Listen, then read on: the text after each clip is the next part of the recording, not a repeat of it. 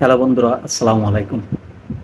আজকে আমি আপনাদের সামনে যে গুরুত্বপূর্ণ একটা বিষয় আলোচনা করতে যাচ্ছি, সেটা আমরা সোশ্যাল মিডিয়া এবং টিকটক, ফেসবুক অর্থাৎ যতগুলো ইউটিউব চ্যানেল আছে, সবগুলোতে আমরা প্রায় তাদের যে বাংলাদেশের যে নতুন স্বাধীনতা ইতিহাস রচনা করছে, সেই সম্পর্কে আমি কিছু কথা বলতে চাচ্ছি।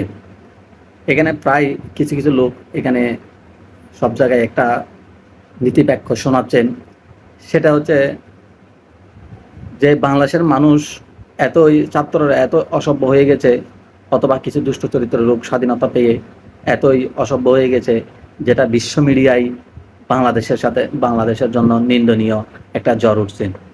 তো আমি তাদের উদ্দেশ্যে এই ভিডিওটি তাদের কাছে বার্তাটা পৌঁছাতে চাই। আসলে আপনারা এই বাংলাদেশের রাজনীতি সম্পর্কে আপনাদের আরও কিছু জানার আছে। কারণ বাংলাদেশে যে গত বছরগুলোতে এই শাসন আমলে যে যে সরকার ছিল, তারা প্রায় ২০ লক্ষ কোটি তারা প্রচার করেছে।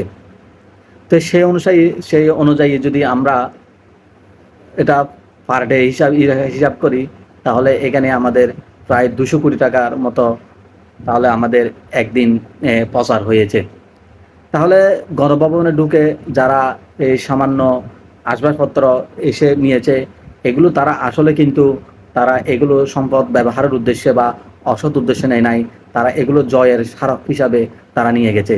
আসলে যারাই আন্দোলন করেছে, তারা নিজের জীবন যেখানেই মৃত্যুর মুখে ঠেলে দিয়েছে, যেখানে পুলিশ বাহিনী, সেনাবাহিনী, র্যাব, আনসার বাহিনীর বন্দুকের মুখে, নলের মুখে তাদের জীবন এখানে তারা ঢেলে দিয়েছে, তারা এই সামান্য আসবাবপত্র বা জিনিসপত্র, শাড়ি, যে হাঁস মুরগি, সেগুলো আসলে তাদের জয়ের স্মারক হিসাবে নিয়ে গেছে।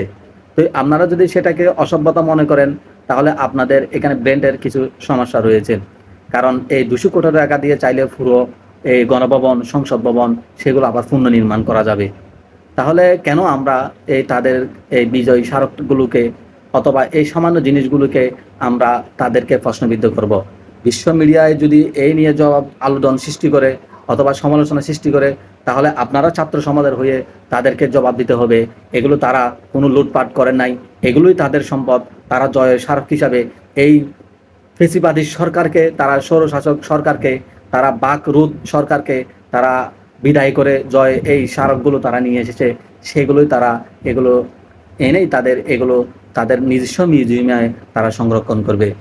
তো আরও তারা এখন যেই পুলিশ বাহিনী, তাদের যে ধর্মঘট, তারা বিরতি, এখন তারা কর্মবিরতি ডেকেছে, সেই দিনগুলোতে কারা এগিয়ে এসেছে?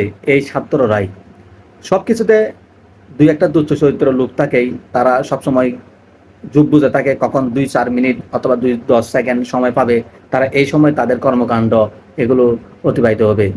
তো তারাই সেই সুযোগের সদ্ব্যবহার করবে। তাদের এগুলোই কাজ, এগুলো আজীবন যুগ যুগ ধরে থাকবে।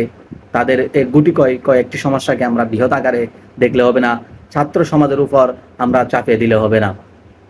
তো এই ছাত্র সমাজটাই এখন বর্তমানে দেশের সেবক হয়ে যে কর্মকাণ্ড পরিচালনা করছে। আপনারাই এগুলোই হাইলাইট করলে অবশ্যই তাদের যেই আপনারা লুটপাট বলতেছেন, সেগুলো ডিমিশন হয়ে যাবে। তো আপনারাই কেন ভালোগুলো বিশ্বর মিডিয়ায় আপনারা তুলে ধরছেন না? আপনারাই কেন এতই লজ্জিত হচ্ছেন এই ছাত্র সমাজকে নিয়ে?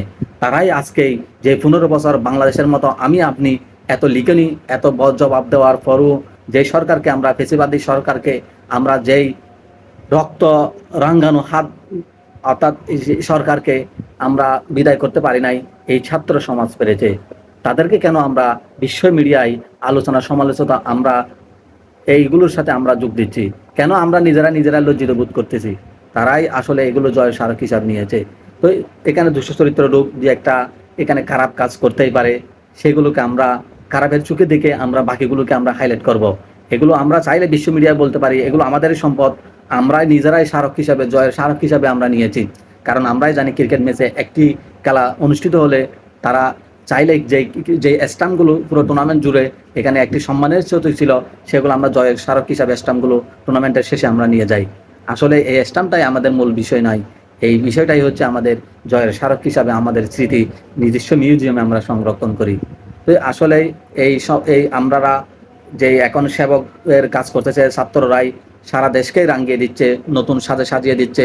এগুলো যদি এই সরকার থাকতো, তাহলে এই কাজের বিনিময় শত শত কোটি টাকা, কয়েকটি সংসদ ভবন তৈরি করা যাবে, এমন টাকায় তাদের এগুলো হিসাবের খাতায় দেখাতো।